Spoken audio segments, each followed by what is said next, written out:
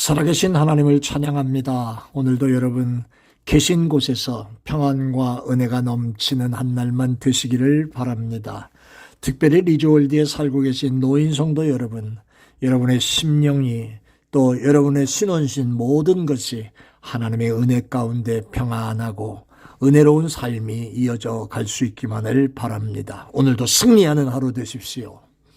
저는 오늘 느헤미야 2장에 있는 말씀을 다시 한번 살펴보면서 몇 가지 말씀을 더해 설명하고 전해드리려고 합니다. 그것은 바로 믿음이라고 하는 것에 대한 내용입니다. 어제까지 저는 느헤미야의 믿음은 어떤 믿음이었는가라고 하는 그런 말씀을 드렸습니다만 조금 다른 차원에서 오늘은 말씀을 전해드리려고 합니다. 여러분, 느헤미야는 하나님이 준비한 사람인 게 분명하지요. 비록 포로로 끌려갔지만 포로 생활 속에서 자리 잡게 하심으로 사회적으로도 하나님은 준비하고 계셨고요. 또 하나나라는 사람이 와가지고 자기 고향 예루살렘 이스라엘이 어떻게 됐다는 걸 알고 난 다음부터 이 어떻게 하면 좋을까 하는 마음으로 불이 붙었습니다마는 영적으로도 자기의 돌아갈 고향 이스라엘을 향하여 준비하고 있었던 사람이었던 건 분명합니다. 성이 깨지고 백성들이 큰 환난과 능욕을 당하게 되었다는 얘기를 들었을 때 그는 울면서 기도했다고 하는 말씀을 여러분이 잘 알고 계시지요. 그리고 자기가 할 수 있는 일이 별로 없기 까닭에 울면서 기도하는 것에 끝나지 아니하고 인간의 능력으로는 자기 고향 예루살렘 성전의 벽과 성벽과 예루살렘에 무너진 모든 것들을 재건한다는 건 자기 힘으로는 불가능하기 까닭에 그것을 잘 알았기에 전능하신 하나님의 능력을 그 일에 끌어들이기 시작했습니다. 그러면서 기도하면서 하나님의 능력이 이 일이 이루어지게 해달라고 지금 구체적으로 기도했던 느헤미야의 모습을 우리가 보지 않았습니까? 여러분, 나의 삶에 하나님의 능력을 끌어들이는 방편이 바로 나의 믿음입니다. 그는 이 믿음을 행사하기 시작했다는 거예요. 마음속에 그냥 아멘 믿습니다 이거 아니고 그 믿음을 마음속에 고이 간직하고 있는 것이 아니라 그 믿음을 끄집어내요. 담대하게 사용하기 시작했다는 겁니다. 우리도 어려움을 당하고 연약함을 만나면 울면서 기도하고 때로는 하나님을 원망할 때도 있잖아요. 그러나 느헤미야는 그런 단계에서 머무르지 않고 믿음을 행사하기 시작했다는 거예요. 하나님의 능력은 언제나 변함없이 전능하신 능력인 줄로 믿습니다. 그 얘기는 뭐냐 하면 저와 여러분들이 쓸 수 있는 하나님의 에너지는 무궁무진한 것이라는 말입니다. 그리고 그 능력을 나의 삶 속에 끌어들이는 방편이 바로 믿음이라고 하는 통로인 것입니다. 그러니까 사랑하는 여러분, 연약하다고 나이가 들었다고 아무 일도 할 수 없다고 무지하다고 뭐 어쩌다고 변명이 아니고 어떤 어려운 일에도 쓰러지거나 좌절하거나 넘어지지 말고 믿음으로 하나님의 능력을 끌어들여 승리하는 여러분 되시기를 예수 이름으로 축원합니다. 근데요, 우리가 무슨 일을 해도 강한 믿음으로 나가면 마귀가 깜짝 놀라 도망을 갑니다. 할렐루야. 그런데 이 얘기는 뭐냐 하면 반대로 바꾸면 무슨 일을 행하려고 할 때마다 마귀 사단의 역사가 나를 방해한다는 그 뜻과도 또 똑같은 말이지요. 그러나 믿음으로 강한 믿음으로 밀고 나갈 때 마귀 역사가 깜짝 놀라 도망가는 줄 믿습니다.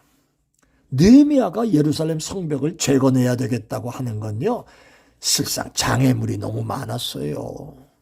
먼저 예루살렘에 살고 있는 유다 백성들도 엄두도 못 내고 완전히 포기했는데, 이 문제에 대해서 무관심했는데, 더더구나 사마리아 사람들이 성벽 재건하고 뭐 조금 뭐 좀 해보려고 하면 수단과 방법을 가리지 않고 방해한 페르시아 주변의 왕들도 그 신하들 시켜가지고 예루살렘 성벽 건설은 아주 안 됩니다 이러고 단호하게 반대하는 입장을 취하죠. 여러분, 오늘 본문 말씀 말고 에스라서 4장 13절 말씀 보니까 페르시아 왕들, 그들의 신하들, 이런 사람들이요, 아닥사스다 왕에게 편지를 보냅니다. 어떤 내용인 줄 아세요? 4장 13절입니다. 이제 왕은 보세요. 아시세요? 만일 이 성읍이 건축되고 그 성곽이 마저 완성되면 저 사람들이 다시는 조공, 잡세, 부세를 바치지 아니할 겁니다. 그러니까 왕에게 손해가 될 겁니다. 이러고 지금 아닥사스다 왕에게 편지를 보내서 이간질을 하고 일을 못하게 합니다. 맞습니다. 하나님이 기뻐하시는 일을 하려고 하면 사단이 요동치고 일어나는 거예요. 하나님이 원하시는 일을 해드리려고 하면 마귀가 앞장서서 방해를 합니다. 귀신의 역사가 소소한 것마다 나타나서 방해질을 합니다. 그러나 여러분, 요한 1서 5장 4절 말씀 보면 대저 하나님께로서 난 자마다 세상을 이기느니라. 아멘. 세상을 이기는 이김이 이것이니 우리의 믿음이니라. 할렐루야. 이렇게 기록하고 계시잖아요. 그러니까 믿음은 인생에 장애물이 있고 방해가 있고 거기에 넘어지지 않고 극복하고 나가는 게 믿음이고, 산 믿음, 승리하는 믿음이 바로 그런 믿음입니다. 이름만 있고 껍데기만 있고 가다가 자빠지면 포기하고, 이게 아니고요. 장애물과 어떤 방해가 있어도 나는 가리라, 주의 길을 가리라. 아멘. 극복하고 나가는 게 믿음입니다. 그 믿음이 하나님의 전능하신 능력을 움직이게 하는 방편이요, 불가능을 가능케 만드시는 하나님의 역사를 체험하는 성도의 무기가 되는 줄 깨달으시기를 바랍니다.